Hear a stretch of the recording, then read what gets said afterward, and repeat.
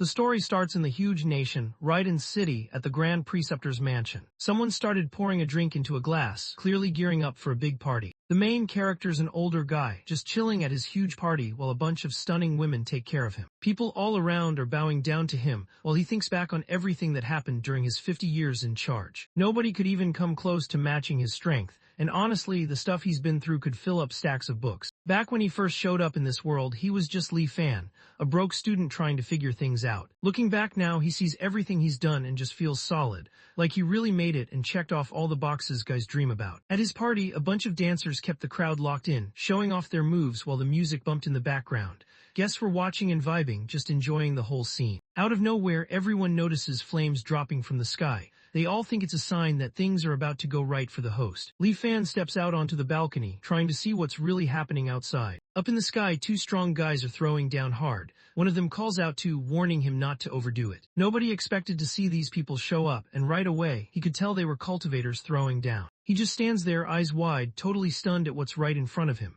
This was never supposed to happen, and his brain is trying to catch up. The guy in blue isn't letting up. He wants the other dude's cultivation method, and he's not backing off until he gets it or someone's out cold. The dude in blue starts sharing how chasing that golden core is honestly a solo grind, and a lot of people just end up lost before they ever make it. The guy in blue basically decides he's done messing around and isn't letting the other dude walk away. Meanwhile, the guy in yellow can't help but laugh at how wild it is. They're actually throwing hands after a whole century. He knows he's about to get knocked out, but with a bunch of regular people watching, he still goes for it. The other guy is about to have a rough time. The dude in blue robes just grabs his sword again, getting ready to swing hard, like he's not even stressing about anything. He aims the blade right at his old friend, eyes burning with anger, trying to figure out what the guy's up to. Up in the sky, a massive fire dragon showed up, looking like it was about to go head-to-head with that purple attack. Seconds later, the two powers slam into each other, setting off a huge blast that lights up the whole sky. Colors explode across the sky, lighting everything up. Fan and his crew just stood there, totally stunned by how wild the fight was. He's got that wide-eyed oh-snap look, finally catching on that things just got real for him, right when that power crashes straight into Fan's city. Once the dust clears, he's just lying there on the ground, beat up and surrounded by what's left of his house. He's hacking like crazy, barely catching his breath. Looking around, he spots his wife and kids lying there in the chaos. He stands up by himself and checks out what's left of his mansion. The city used to be packed with people and energy, but now it's straight chaos. Everything's burning, there's blood everywhere, and barely anyone made it out alive. He drops down onto the wrecked mess, running it back in his head.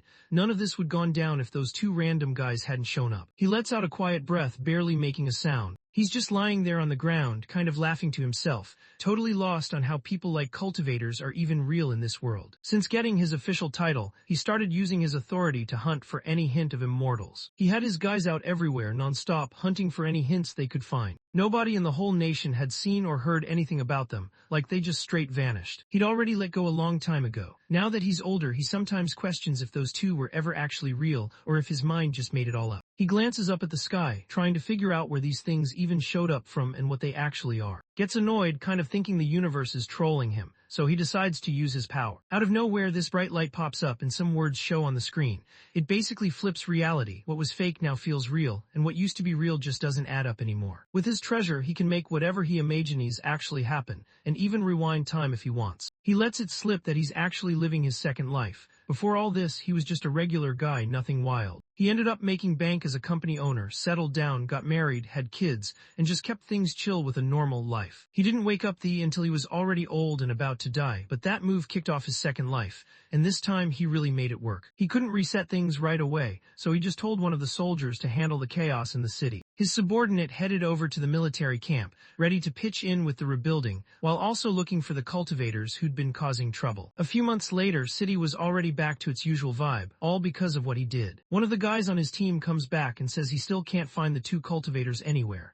Hearing that, our hero just gets more annoyed. He's really starting to lose patience. With nothing left to try, he just taps into his power and heads back. Blue energy swirls all around him as he locks in his choice to hit restart on his whole life again. He starts changing, getting younger and younger, like someone just hit rewind on his whole life. 1 second he's older and the next he's back in his teenage days, almost like time itself glitched. All around him, screens are lighting up with scenes from his past. Fan keeps the names of those cultivators in his head and decides that after 50 years, he'll be ready and waiting for them. The dude drops straight into a portal and right then he makes up his mind. Next time he gets a shot at life, he's coming back to go after the immortals. In his first year, he started doing some weird stuff that nobody really expected, but after all that, he still managed to pass the provincial exam. By his second year, he crushed more exams and locked in the magistrate's spot. By the next year, he was already putting together his own squad. After that, he started making all kinds of explosives and weapons. By the fifth year, he actually ended up saving a prince's whole family. By his sixth year, he leveled up at work and got married to the vice minister's daughter.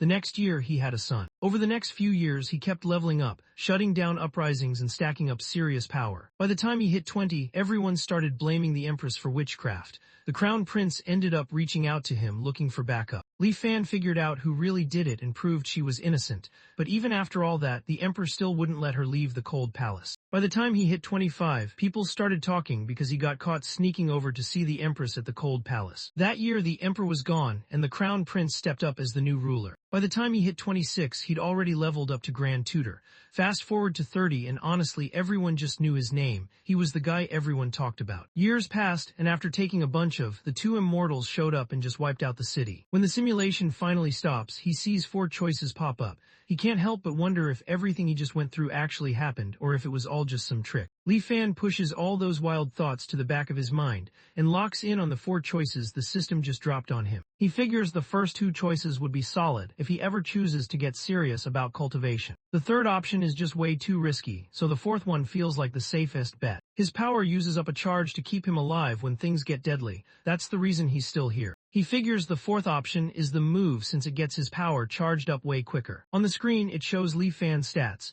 He's already clocked 166 years over 3 different lives, and his mental strength just leveled up. He gets that holding onto too many memories can mess you up, but every time he lives again, his mind just levels up. Once he gets into cultivating, that problem's basically gone. He's got his sights set on picking up skills from those 2 dudes. He starts planning, thinking about grabbing some weapons, maybe even gunpowder, and wonders if that so-called immortal killer mist could actually work on these guys. He's not about to waste 50 years just doing nothing, so he makes up his mind to check out the ruins they showed up from. He used to look back at how empty his old life was, but now that he's got something to work toward, everything just hits different. For the first time, he actually feels alive. Back in his old life, power and all the fun stuff just started to feel boring to him. Everything got super repetitive and nothing really hit the same anymore. He thought he was pretty much done with everything, just coasting through life. But when those 2 cultivators showed up out of nowhere, it kinda sparked something in him again. Suddenly, things didn't seem so pointless. He's locked in now, totally set on leveling up to immortality, and he's not letting anyone get in his way. He'd already lived through this before, so he breezed through the tests and crushed the imperial exams again without breaking a sweat. He decided to stick around and work as an official in his own county, and it wasn't long before he basically ran the whole place. During year 4, he spotted someone who looked just like the prince of, and decided to train him up as his right-hand guy. 9 years later, he stepped in for the prince on his wedding night, and that's when he had a son, his own kid, his own blood. In the emperor's 15th year, he got sick, and didn't waste any time. He grabbed his crew and headed straight for the capital. In his 20th year of ruling, he handed the throne over to his son, making him the new emperor, but he didn't step back. He called himself Grand Tutor and stayed in charge of running the kingdom. After 30 years, he's chilling in his mansion and checks in with one of his guys about that weird mist coming from the ruins. The hooded guy shares that his crew searching for immortals finally made some real progress a couple days back. The mist started to clear up, so they could finally spot some insane mountains and epic buildings way down in the abyss. There were these massive cities buzzing with people everywhere, and up above, there was even a whole city floating in the clouds, packed with wild animals and birds you'd probably never see anywhere else. He checks it out and realizes this place really is the abyssal ruins. He wants to know if anyone's figured out how to get all the way to the bottom. The subordinate admits they couldn't pull it off, since anyone who goes too far down just gets ripped apart by some insane astral wind. Li Fan just waves his hand, telling his guy to leave without saying a word. He stares up at the full moon, realizing he's probably stuck waiting for those 2 cultivators to show up after all. The nation just hit its 50th year, and that night turned out to be anything but ordinary. Up in the sky, those 2 energies smash into each other again, going all out just like before. During their fight, the fire dude gets heated and warns Doll not to step over the line. Out of nowhere, a bunch of fireballs launch straight at the 2 while they were still scrapping. The fire guy gets annoyed and starts thinking about who just tried to sneak attack them. The soldiers just let loose, blasting their rifles non-stop at the 2 targets flying up above. The cultivator just throws up his hand and every bullet freezes right there in the air. He looks at them, trying to figure out what these things even are. Right then, the big fire guy uses his power and snatches up one of the weapons. He picks up the rifle, kind of impressed by how humans came up with something like that. He barely gives the weapon a second look, thinking it's useless anywhere but here, since the Tao isn't all there. He torched the weapons without even blinking, thinking these mortals seriously had some nerve trying to mess with them. He taps into his dragon move. A giant fire dragon suddenly shows up and rushes straight at the soldiers, ready to take them all out. The huge dragon tears across the whole city once more, moving fast and leaving chaos everywhere it goes. The cultivator goes off with such a strong attack that the entire city ends up burning and getting wrecked all over again. The fire cultivator didn't see that coming. Most people wouldn't even survive if they heard his dragon roar. He starts thinking about how everyone managed to survive after that huge attack. The guy in blue lets everyone know their weapons got covered in regular human blood, which messed up their skills and made their moves way weaker. Right then he gets it, they've walked straight into a trap, and the enemy already had everything set up ready for them. The place seemed off and kinda sketchy, so the two of them figured it was smarter to bounce and not hang around. Just then someone speaks up, warning that if they try to bail, everyone's gonna hear about how they train. Both of them start freaking out a bit, since they were the only ones who knew about it, and now they're trying to figure out who could have possibly spilled the secret. Before anyone had a chance to move, a bunch of cannonballs glowing red came flying straight at them. The fire guy totally loses it, looking like he's about to pop off. He can't believe they're still pushing the attack, like they actually want him to finish them for good. The guy in blue catches on quick and spots trouble coming. He instantly calls out to, telling him to move fast. Right after that, all the cannonballs go off together, lighting up the place with a bunch of red flashes. Once the explosions died down, red rain started pouring over the city, which was already on fire. On the ground, the two cultivators find themselves completely surrounded, with dozens of soldiers closing in on all sides, weapons ready. The soldier steps up and lets everyone know the Grand Tutor told them to give up if they want to stay alive. The guy in white isn't about to just give up, not while his friend's still on the ground. He spots his partner on the ground and right away catches this ring lighting up on them. He can't help but look desperate. The big guy tells his friend to grab the storage ring and dip as quick as possible. The fire guy, realizing he doesn't have much time left, shuts his eyes and just lets it all happen. Right then, a massive golden dragon bursts out of his body and shoots up into the sky,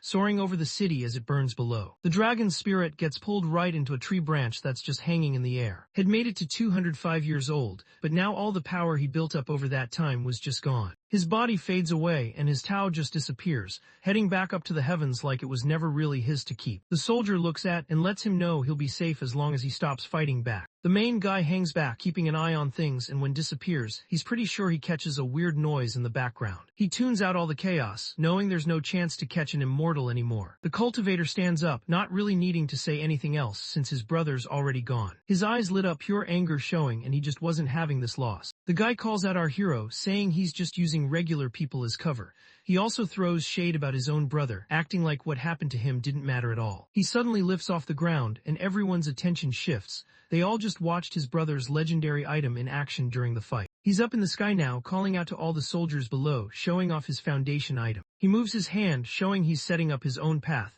using everything awesome about the world and the skies to build his base. His base is called, and out of nowhere, this massive sword shows up in the sky, sharp and impossible to miss. He calls everyone over to check out his sword, then just goes all out and swings at his target with everything he's got. From a safe distance, he quickly used his return to truth power to dodge the hit and stay out of trouble. When the simulation wraps up, he really gets what it's like to have peak cultivator power. It's one thing to hear about it, but actually feeling that strength hits different. He hadn't realized the mist would mess up that bad, and seeing how close they actually were caught him off guard. He suddenly gets it, this friendship was on another level, and one of them actually took the hit for the other. He starts thinking if even brothers act like this, then the whole cultivation world's probably just wild. He's pretty sure his power gives him an edge, so he's thinking he can control the two of them, maybe even convince one to join him. He realizes he's on his 5th life now, and really wants all those 50 years he spent waiting to actually mean something. He heads out to the abyssal ruins, wanting to see whatever wild thing is going down there for himself. After a bit, this huge white mist starts creeping up from the abyss,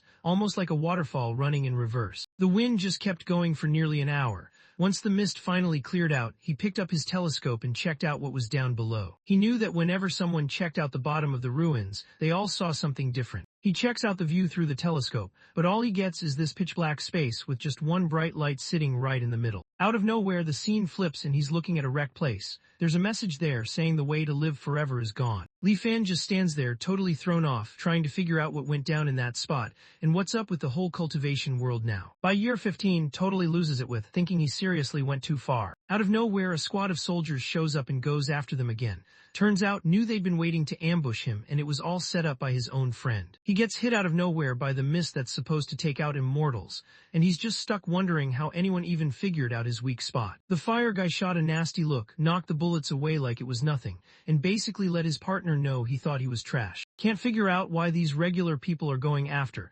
especially since they keep saying it's all because of him. Right then, he just lost it and started shouting, wondering why he broke his word about freeing his clan. His anger boiled over, he couldn't believe it. He knew that secret about the core formation was supposed to be just between the two of them. Zoned in trying to track down Fan, but it hit him. Fan was already onto the same strategy. Meanwhile, Argai dropped a warning. If nobody stepped up, his whole clan was done for. Clearly annoyed by the threat, just sees the guy as a straight-up villain and doesn't waste any time. He heads right for him, not wanting to hear another word. He tried to swing at Fan, but something blocked him right before he could land the hit. With the item keeping him safe, he wonders if the cultivator is about to try and take him out to keep things quiet. Didn't expect the artifact at all, and it hits him that his enemy's way more careful than he gave him credit for. Out of nowhere, a weird box just pops up in the air and blocks the cultivator's move. He's straight up furious, calling out his friend for stabbing him in the back after being boys for a whole century, all just to chase some cash. He realizes there's nowhere left to go, so he finally stops running and calls out the flame dragon, ready to throw down. The big guy suddenly throws out a huge fireball, aiming it right at his old teammate. Sighs, realizing he can't really do anything else right now. He pulls out his purple sword, getting ready to throw down. The sword shoots straight at the incoming blast, moving fast like there's no time to think. Both attacks crashed into each other and blew up, while down below, Fan told his guys to back up. Q just laughs, thinking to himself that guys who keep messing up and doing wrong stuff always end up crashing their own lives. Sighs went cold as he glared, rage all over his face. He let his ex-friend have it, basically calling him an idiot right to his face. Just laughs right at the guy, totally unfazed. He's got a new move ready to go, one that'll send the other dude packing. Suddenly, these heavy fairy chains showed up out of nowhere and locked down tight. He loses it and starts fighting against the chains,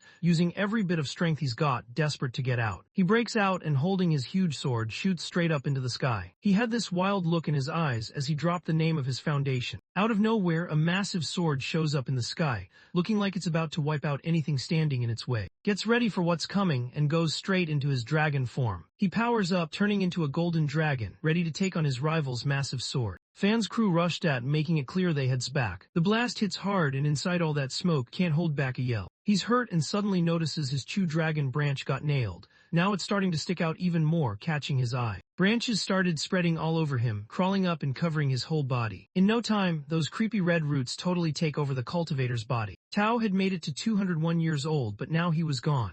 Whatever made him special just faded away, heading back to the skies. The main guy shows up and thinks about how he heard that weird voice again, just like before. He tells his name is Fan, then turns to the big guy who's basically begging for his clan to be spared, calling himself there. Hears his own voice bouncing back at him, and starts wondering what a regular guy is doing in the middle of their battle. He figured he had to do whatever it took to survive, because if he messed up, everyone counting on him was done for. This hits the cultivator pretty hard, and Fan sees his chance. He quickly brings up the promise that other immortal made, making sure the guy remembers what he agreed to. Explains that pretty much did whatever he wanted and liked tricking regular people whenever he got the chance. Couldn't believe what he just heard. He started wondering if the other guy was just as clueless about getting out of there as he was. Nods, making it clear he gets what's going on. Fan looks around, thinking this spot isn't the best for a real conversation, so he just motions for to come with him. Inside this underground hideout, he wonders if there's really no way to get the mortals out. The big guy just lets him know straight up, lying to humans isn't his thing,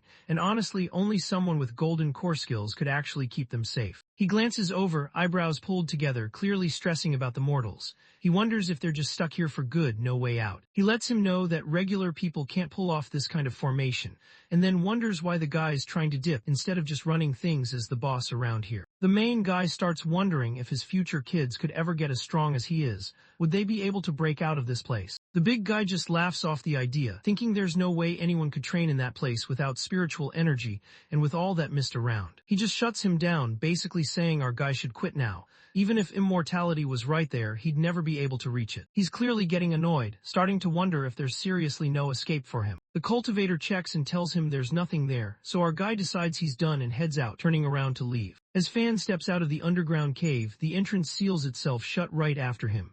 just stands there, honestly caught off guard by what just happened. Out of nowhere, the immortal slaying mist rushed at. Pain hit him hard and it clicked. He just walked straight into a setup. Outside the cave, Fan stands there, hearing screams echoing out. Our hero stared him down, not even flinching.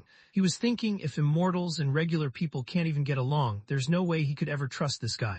Lately, I've had a strong addiction to watching manhwa and manga recap videos. Every single day, I find myself binging one after another, losing hours and days doing absolutely nothing productive. And honestly, it's getting out of hand. So, maybe we can make these viral videos too. I mean, look at the views, the growth, the community these creators are building. It looks simple, right? But that's a trap. You go down this endless rabbit hole, spending money, losing sleep, hiring editors and writers from Fiverr and Upwork, and still feel like you've been robbed. Because don't forget how emotional the YouTube algorithm can be with making videos go viral. It's unpredictable, especially when the market's saturated, competition's relentless, and somehow other creators are dropping 10-hour videos daily while you're stuck trying to finish one. That's when I realized something had to change. So, I built the solution, the Webtoon Narrative Suite, a complete one-click system that handles everything from cropping, script narration, text-to-speech, image processing, and full video generation in one smooth process. Save money, reduce hours of work, and have a tool that only gives you straight results. Click on the link down below and experience it for yourself. And if you want even more tools to supercharge your YouTube recap journey, visit my Ko-Fi and Patreon pages where I drop weekly new tools designed to keep you ahead as AI continues to steal our jobs. So tap in now before you get left behind.